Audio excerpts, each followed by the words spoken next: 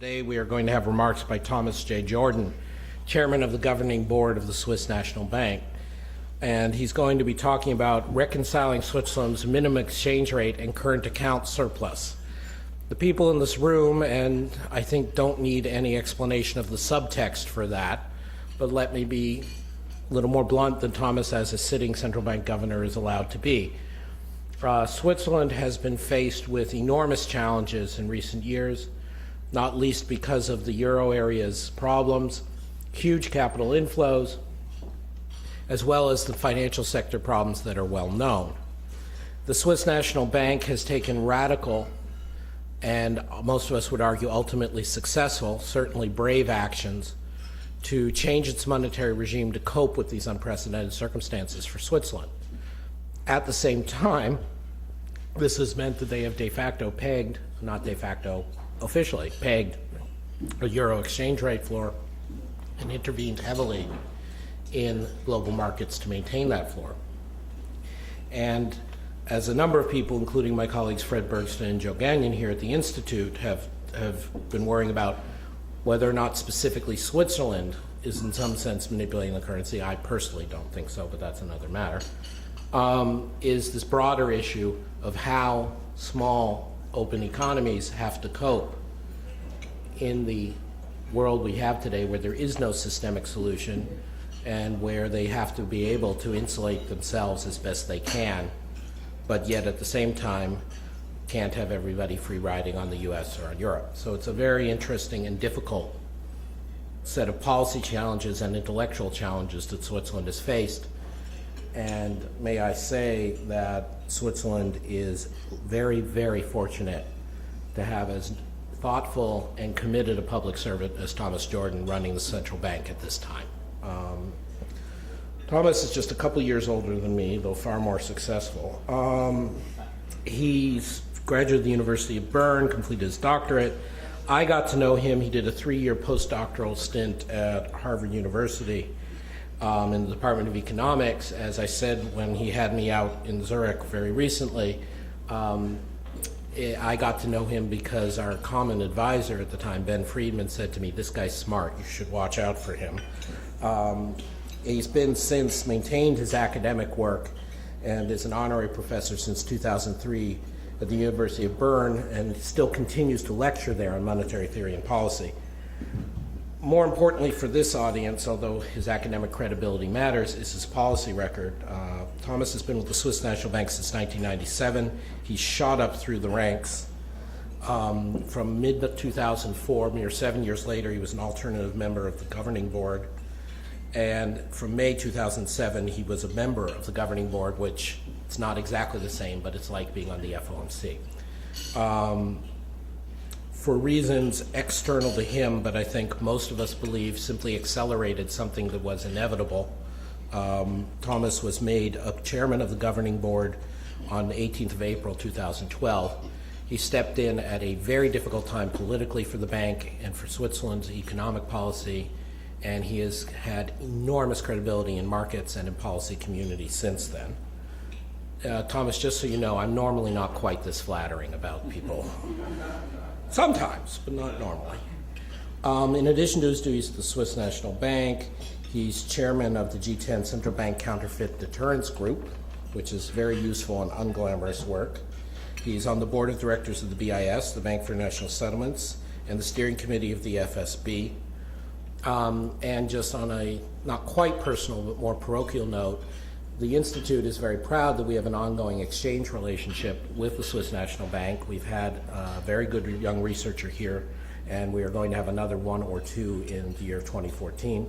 We've also been the beneficiary of invitations, as I was recently, to address the Swiss National Bank's research conference. And so today's speech for the Institute is something of a home and home series. And I hope Thomas will feel at home, but also speak with his usual candor today on reconciling Switzerland's minimum exchange rate and current account surplus. Thank you very much, Thomas.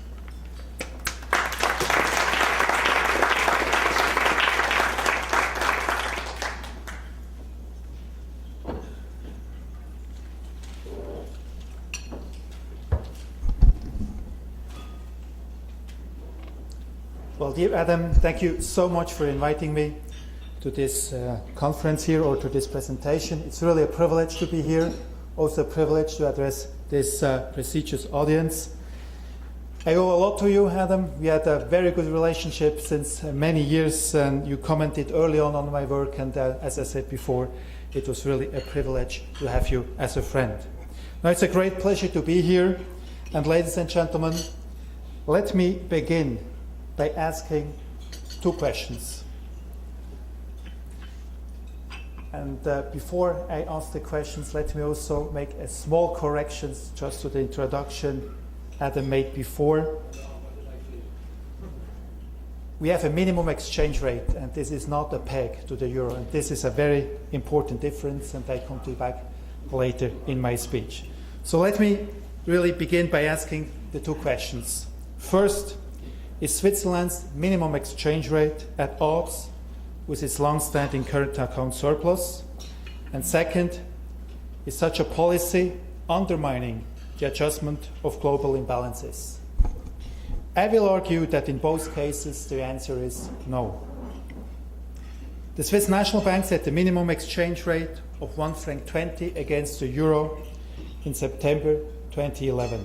In so doing, it took action against an excessive strengthening of the Swiss franc that was threatening price stability and the Swiss economy. To illustrate the extent of the franc's appreciation, let's look at figure 1, which shows the real trade-weighted exchange rate on a monthly basis. As we can see, right from the onset of the financial crisis in 2007, the Swiss franc strengthened significantly and dramatically so in July of 2011. Between early July and early August alone, the Swiss franc appreciated by roughly 20%.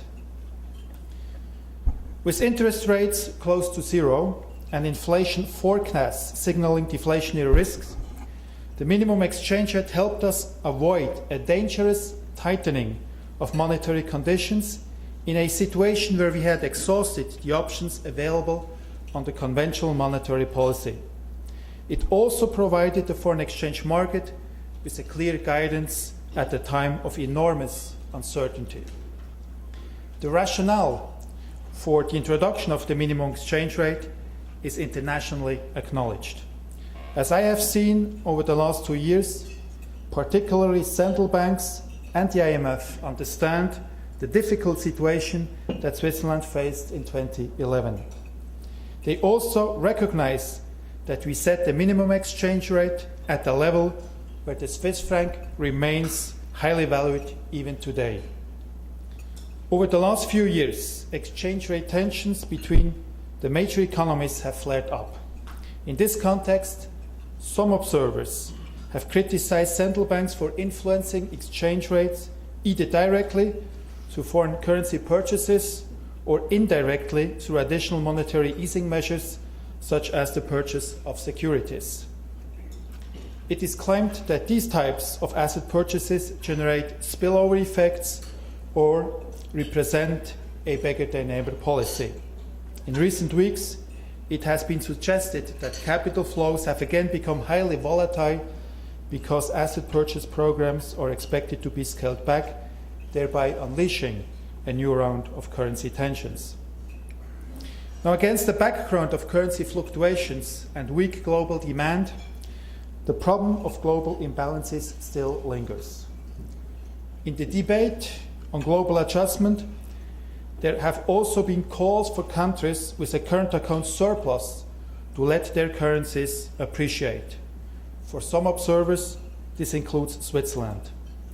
Our country's large current account surplus, so the argument goes, is a sure sign that the Swiss franc is too weak. The S&P should therefore abolish the minimum exchange rate and allow the Swiss franc to appreciate further. This in turn would allow the current account surplus to diminish, thereby contributing to global rebalancing. I would like to point out that such a critique is not based on a full understanding of Switzerland's situation. For a comprehensive assessment of the Swiss current account and the Swiss franc, the following factors also need to be considered. First, large exchange rate appreciations have not resulted in external adjustment of the Swiss current account. Instead, key components of the Swiss current account are determined by structural factors that behave independently of the exchange rate. Second, there are good and legitimate reasons for countries to have a current account deficit or a surplus to smooth their output and consumption. And third, independent central banks need to fulfill their mandate of price stability. More specifically, the S&P has had to and still has to ensure that monetary conditions do not become overly restrictive for Switzerland in the face of extreme exchange rate appreciation and deflationary risks. The before mentioned critique does not take these 3 points into account.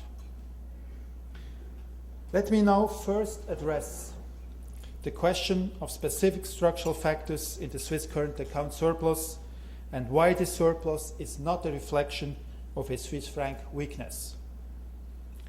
In a nutshell, these factors are more closely correlated with external developments in real economic activity than with exchange rate movements. I'd like to highlight these structural factors with the help of 3 figures.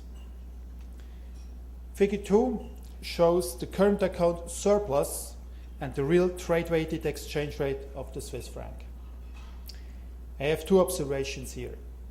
In the short run, when the franc appreciates in real terms, the surplus in the current account does not automatically decline, nor does the surplus automatically increase when the franc depreciates. In the long run, both the real exchange rate and the surplus increase over time. Thus, the theory that a stronger real Swiss franc automatically leads to a lower current account surplus does not hold empirically for Switzerland. Now, why is this? Let's look at the next figure 3, which shows the trade account and current account balances for selected countries. If a country's current account surplus is primarily determined by its trade account in goods, then we might expect that an appreciation will result in a smaller surplus through lower exports and higher imports. The underlying assumption in many economic models is that current account adjustments comes about primarily through the trade in goods component.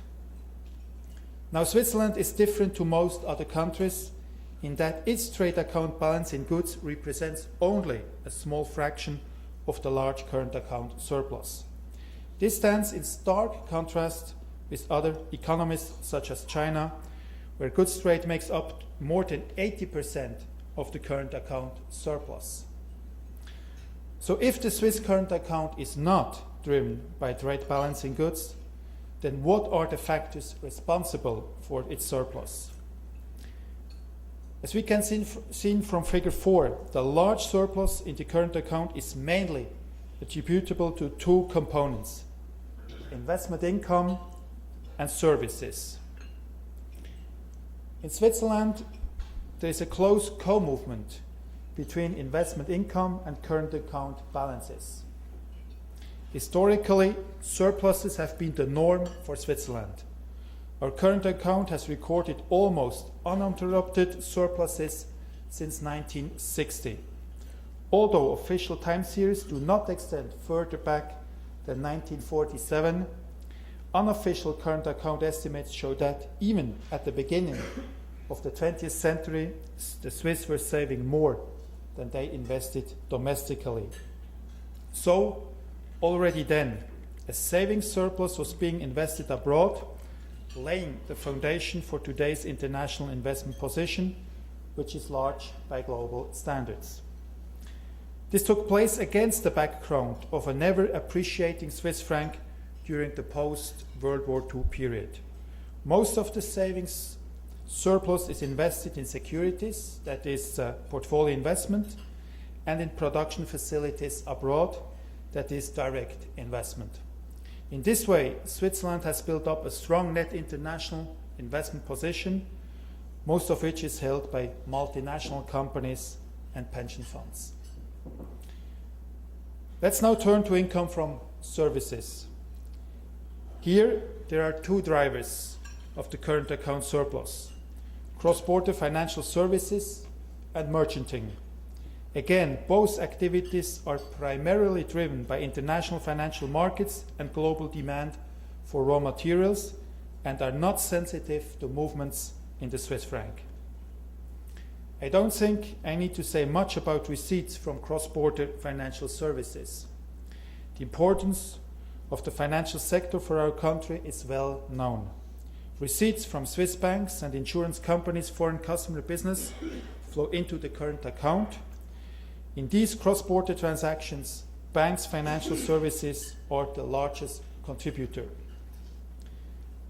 By contrast, merchanting, which is less well known but has a long tradition in Switzerland, has grown significantly over the past 10 years.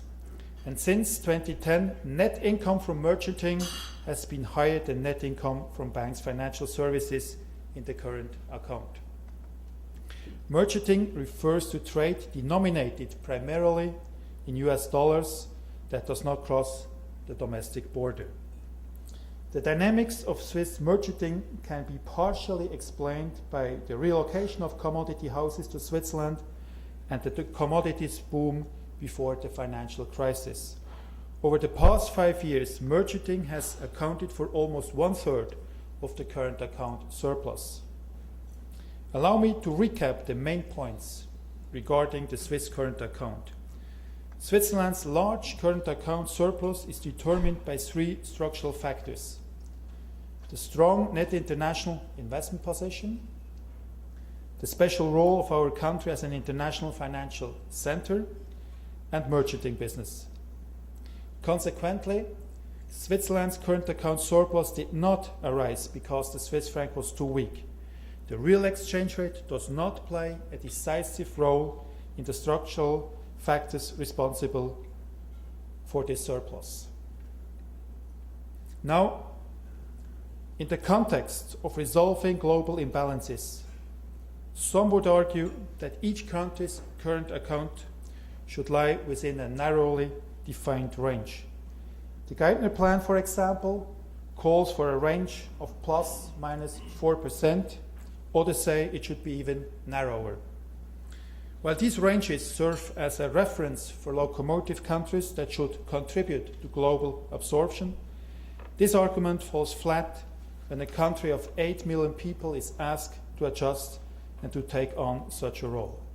Furthermore, these ranges are arbitrarily defined and are not considered to be flexible over time.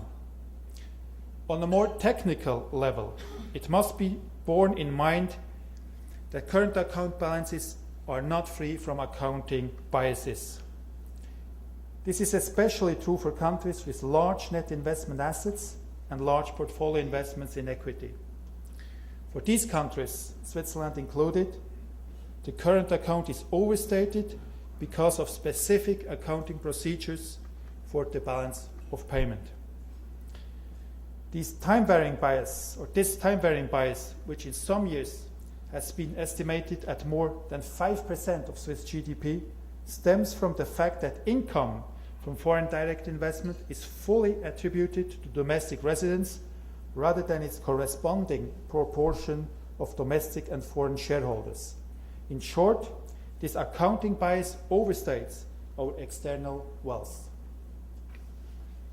A further statistical bias that overstates the Swiss current account surplus is cross-border shopping.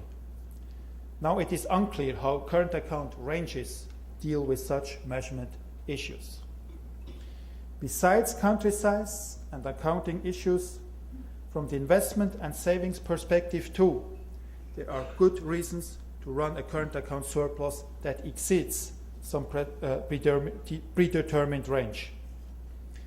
An aging industrialized society like Switzerland needs to raise its national savings, perhaps by more than it invests domestically.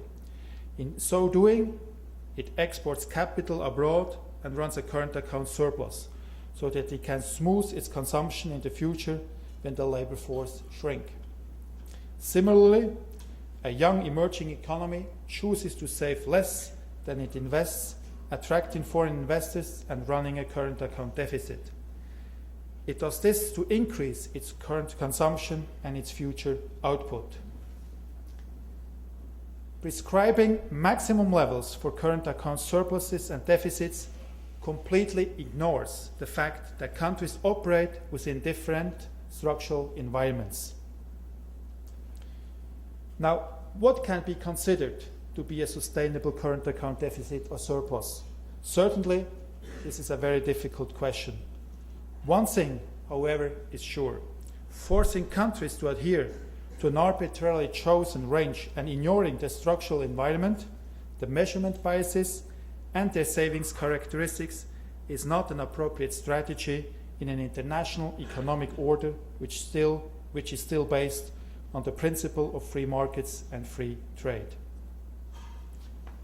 Now, I'd like to discuss the motivation for introducing our minimum exchange rate.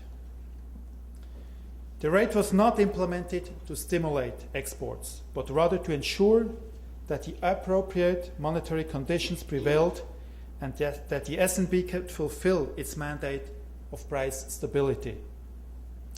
The European sovereign debt crisis escalated dramatically in the summer of 2011. It became increasingly evident that in addition to Italy and Spain being engulfed by the crisis, France also was potentially exposed.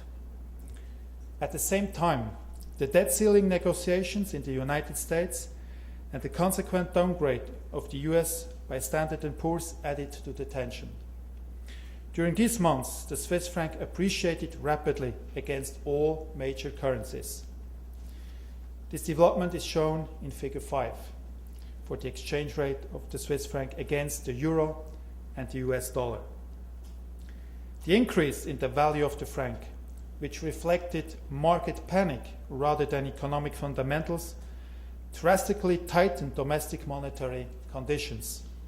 With annual inflation already close to zero, Switzerland risked falling into a deflationary trap. What policy options were available at this time? The massive Swiss franc appreciation left the S&P with few options to combat the restrictive monetary conditions. As a result, to the response to the global financial crisis in 2008 and 2009, our policy rate was already at a lower bound.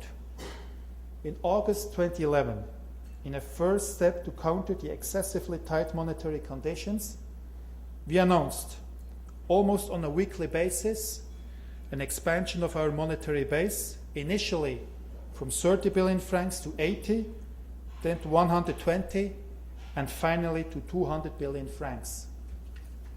Even when the monetary base reached close to 40% of GDP, this was ultimately insufficient to halt the appreciation of the franc. As a consequence of these developments, on September 6, 2011, the S&P announced that it was introducing a minimum exchange rate of 1.20 franc against the euro. Since the announcement, the franc has never traded below this minimum.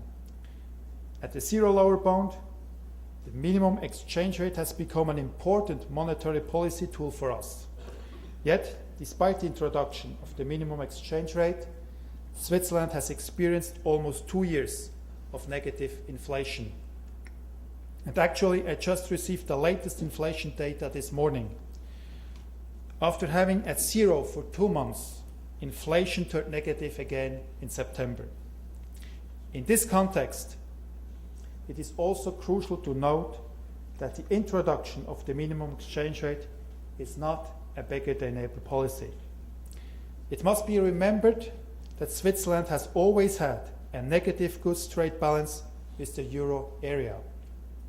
The trade balance was negative before the implementation of the minimum exchange rate and continues to be negative today. Swiss exports in goods have not gained market share in the euro area at the expense of others. Allow me to perform a simple thought experiment with you.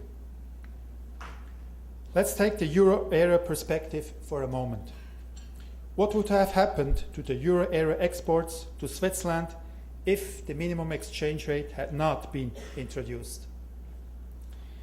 Given that Switzerland is the euro area's fourth largest export destination, this is an important question. Moreover, European intermediate goods serve as an important input for Swiss exports worldwide.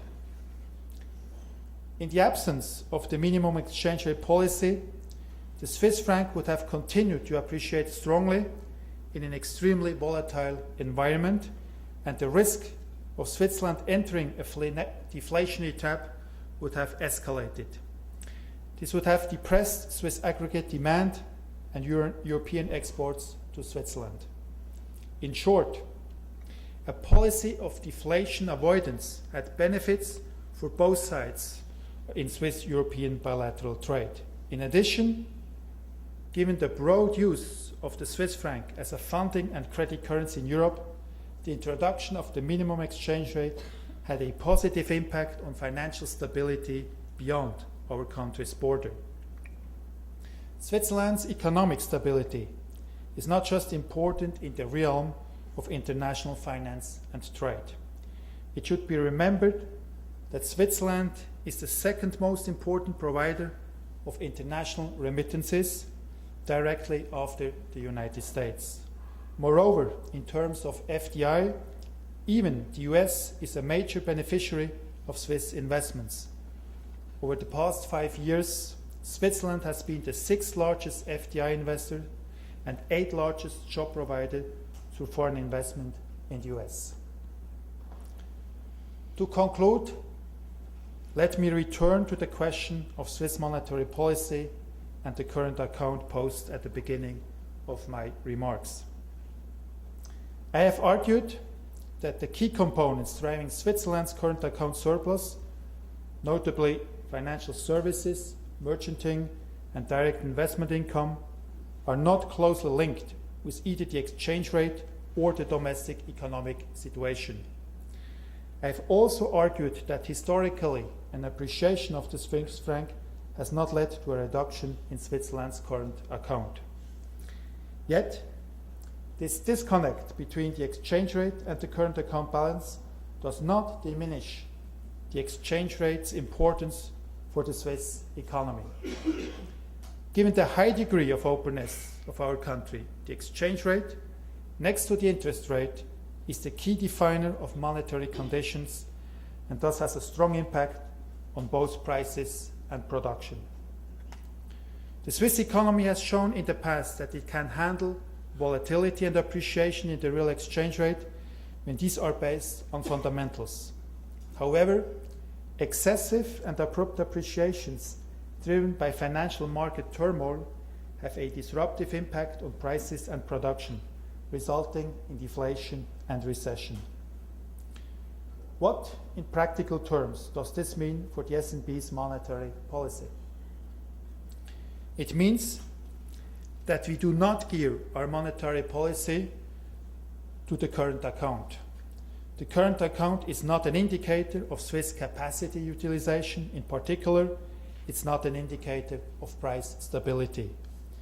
Consequently, the SNB has no target and indeed should not have a target for the current account.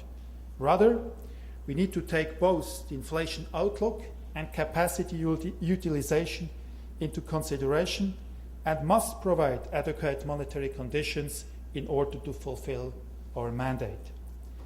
Despite recent turbulence on foreign exchange markets in emerging economies, the Swiss franc has settled against the euro since September 2012 at slightly above the minimum exchange rate of 120. Accordingly, the SNB did not have to enforce the minimum exchange rate for over a year now. Yet, the risks in the world economy are still to the downside and the Swiss franc is still high. Therefore, the SNB is maintaining the minimum exchange rate. It is the right tool for ensuring price stability in Switzerland for the foreseeable future. With short-term interest rates close to zero, the minimum exchange rate can prevent an undesirable tightening of monetary conditions in the event of upward pressures on the Swiss franc should they intensify once again. Thus, as we have reiterated on our September monetary policy assessment, the SNB stands ready to enforce the minimum exchange rate and to take further measures as required. Thank you very much for your attention.